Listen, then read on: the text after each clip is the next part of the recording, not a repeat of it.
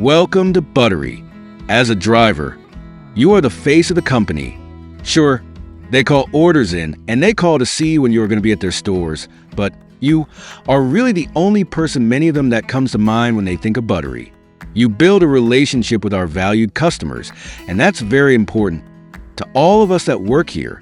So, let's go over a couple points and make sure that when you're at the customers, you know exactly what you need to do. We're going to go over the paperwork and make sure you fully understand how much information is on it. And you provide the best customer service you can, and we have a happy customer. We'll start with the manifest. We can see it's broke down by deliveries. This example has 2 stops on route 424. On the right side of the page, we see stops. The first stop, stop 0045. So we can see that Bertram Hardware is stop 0045. The second customer, Danik Hardware, is stop 0255. We always go in numerical order, so if these numbers are not increasing with each stop, call dispatch. Now, let's take a look at a few other things here. Order numbers. Bertram only has 1 order number and Danik has 4, but that's going to take us to the proof of delivery. This is the paperwork we get the customer to sign and turn in. We just need 1 copy that has been signed by the customer, and the rest of it goes to them. It will have a copy of the page that they sign, and it will also have their invoice. But that's not just for them.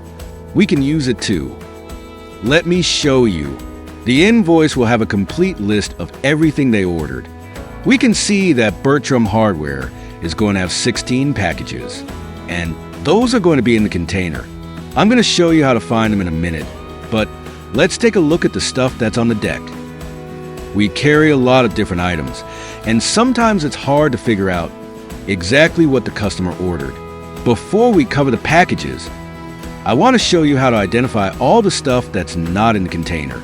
Now we continue to unload the customer's order and checking off everything on the proof of delivery to ensure the customer had received their complete order. Some of the things on the deck will be hard to determine what they are, but we can refer to our proof of delivery.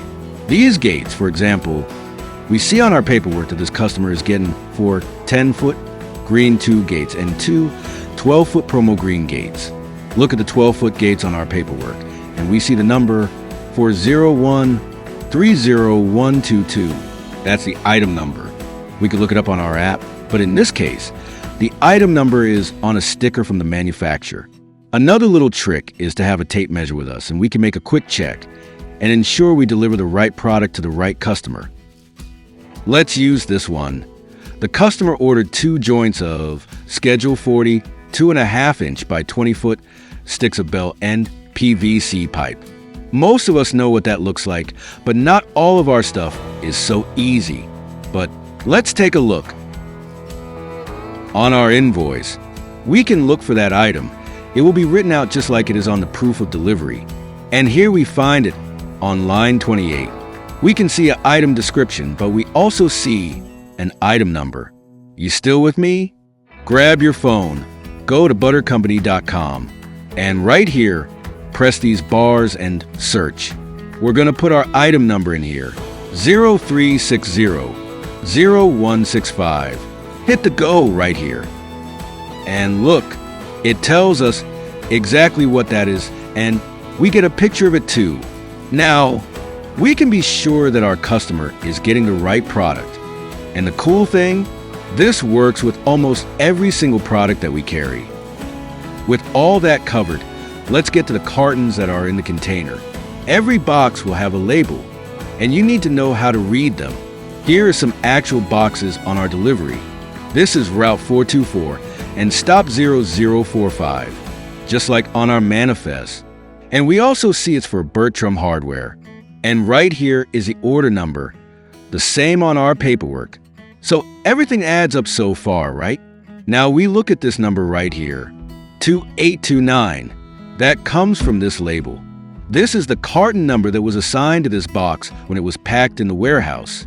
Before it gets loaded on the truck, it gets this shipping label, and if you look at the last 4 numbers on the carton label, They match this number on the shipping label. Looking back at our proof of delivery, we can see this list of 4-digit numbers. And if we look, we can see 2829 is on the list. We can mark that one off. There's going to be some exceptions from time to time. Let's go over a few situations. Here, the driver called and said his paperwork called for 2 cartons, however, once in container. He found that his customer had 5 boxes. If we look at this photo, we can see that all 5 boxes do in fact have a shipping label with his customer's name. But 4 of these boxes have the same carton number. That carton ends in 0611.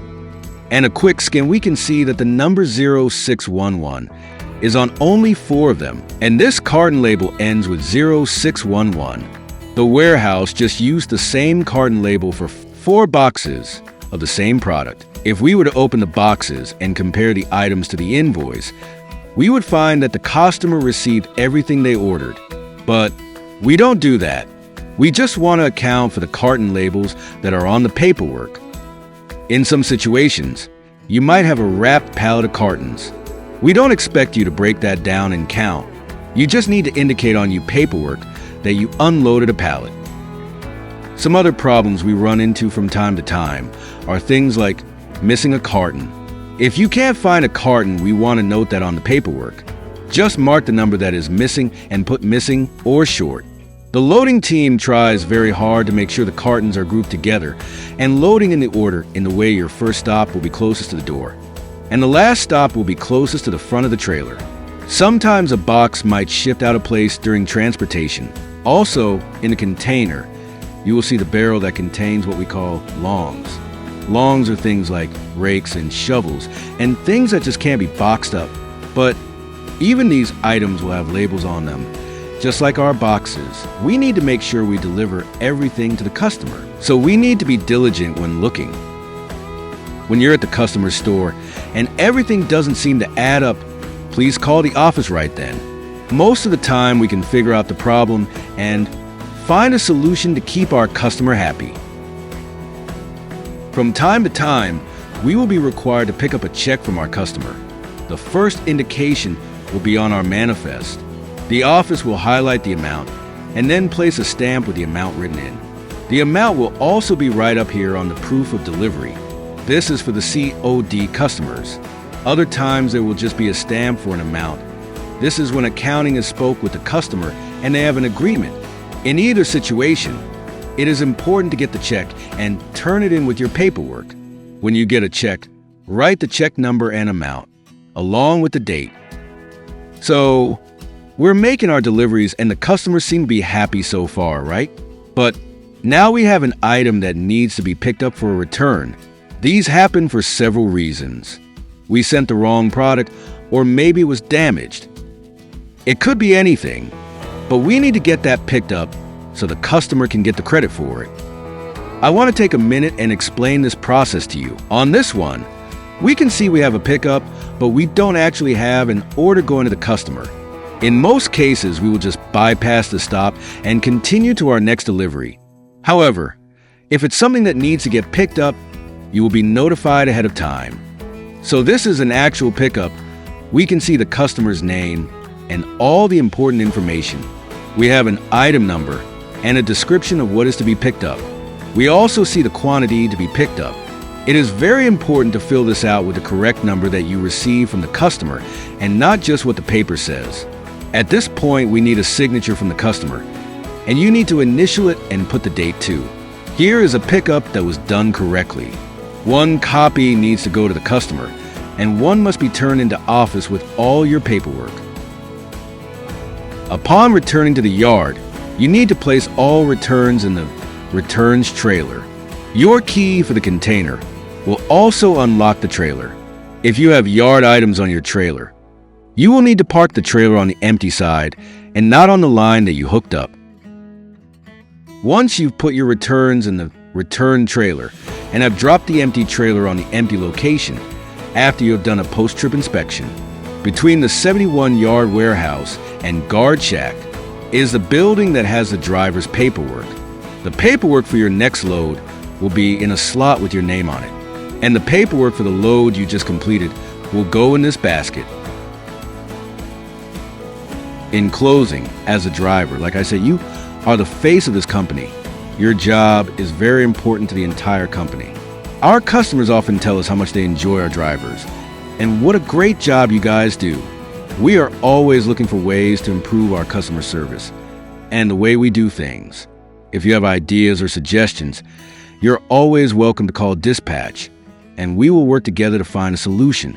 We are proud to have you as a driver, and we look forward to having you as part of our team here at Buttery Company. Your dispatch team is here to assist you and help you continue to provide outstanding customer service and help you resolve an issue that you may run into. Welcome aboard.